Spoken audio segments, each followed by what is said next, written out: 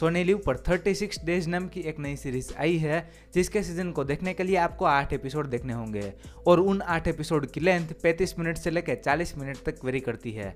तो कैसी है ये सीरीज और क्या आप सभी का इस सीरीज को अपना टाइम देना सही रहेगा या नहीं, चलिए बात करते हैं। सबसे पहले मैं आपको इस सीरीज की बेसिक कहानी बता देता हूँ, जिससे कि आप डिसाइड कर पाओ कि क्या ये सीरीज आपके लिए है या नहीं।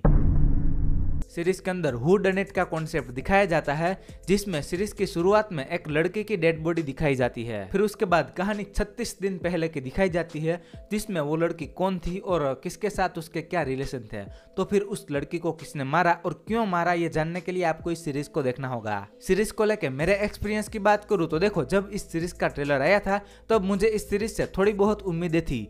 भले ही ये सीरीज बहुत ही बढ़िया निकल कर ना आए, पर देखने लायक तो जरूर होगी, ऐसा मुझे लग रहा था। और अब मैंने पूरी सीरीज देखकर खत्म कर दी है और मैं इस सीरीज से डिसअपॉइंट हुआ हूँ। जब सीरीज शुरू होती है उसके बाद सारे कैरेक्टर को जिस प्रकार से इंट्रोड्यूस करवाया जाता है वो मुझे बिल्कुल भी पसंद नहीं आया।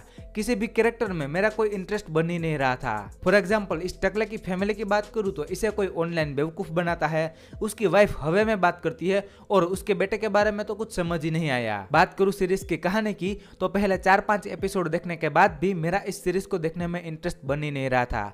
लेकिन मेरे पास देखने के लिए कुछ था नहीं, तो उस लड़के का मर्डर किसने किया था ये जानने के लिए मैं सीरीज को देखना आगे कंटिन्यू रखा। पर सीरीज में वो दिखाने के बजाय उस टकले के फैमिली का एंगल, LGBTQ वाला एंगल और उस ड्रग डीलर का एंगल दिखाया जाता है, और जिसका उस मर्डर से कोई लेना देना ही नहीं था। उसके बाद 6ठे एपिसोड में उस लड़की का ट्विस्ट रिवील हो जाता है, तो उसके बाद सीरीज देखने में इंटरेस्ट नहीं रहता। और सीरीज में जितने भी ट्विस्ट आते हैं वो सब ठीक ठाक थे, ऐसे नहीं है कि भाई ये क्या देख लिया, ऐसा तो मैंने एक्सपेक्ट ही नहीं किया था। इसके अलावा सीरीज की कलर ग्रेडिंग को लेकर भी मुझे इश्यू लगे।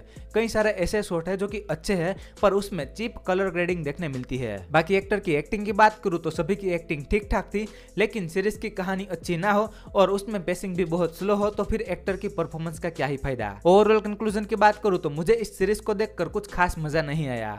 अगर आप न्यू ऑडियंस हो जिसने हू डन इट के कॉन्सेप्ट के ऊपर ज्यादा कुछ नहीं देखा है तो इस सीरीज को एक बार टाइम पास के लिए देख सकते हो। बाकी अगर आप प्रो ऑडियंस हो तो इस सीरीज को आराम से स्किप कर सकते हो। और हाँ, इस सीरीज की कहानी को सीजन 1 में खत्म नहीं किया गया है, इस सीरीज का सीजन 2 भी आएगा। पेरेंटल गाइडेंस की बात करूँ तो सीरीज में बहुत सारी गालियां सुनने मिलती है और 1-2 इंटीमेट सीन भी देखने मिलेंगे। बाकी रेटिंग की बात करूँ तो मैं इस सीरीज को 10 में से 4 स्टार दूंगा। आई होप कि आपको मेरा ये 36 डेज सीरीज का रिव्यू पसंद आया होगा। तो अगर रिव्यू पसंद आया है तो वीडियो को लाइक कर देना और चैनल पर नए हो तो सब्सक्राइब भी कर लेना। मैं मिलता हूँ आपको अगले वीडियो में, तब तक के लिए बाय।